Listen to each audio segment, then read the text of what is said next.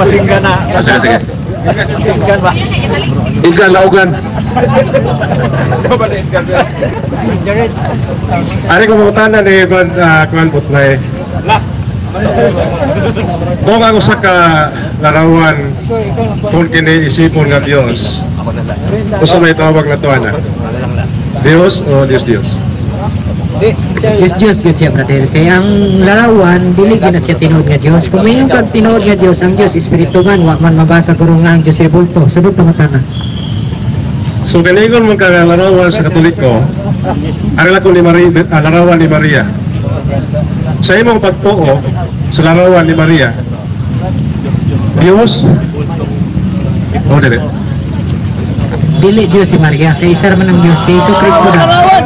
Dili si Maria larawan. Dili galing Dios ang larawan ni Maria. Dili galing Dios ang larawan ni Maria kay usa man ang Dios. Walang tinaw kayo, dili.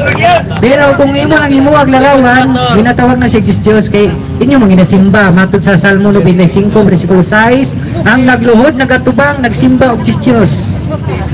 Sa to pa, kaming mga Katoliko, nagtuo kami nga larawan ni Maria dili Dios.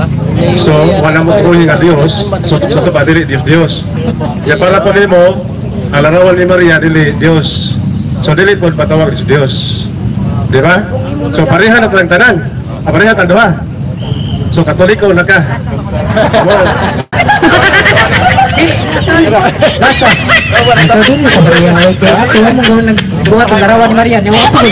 Kung mo ko pareha na gyud. Wala. Ano magkastay son?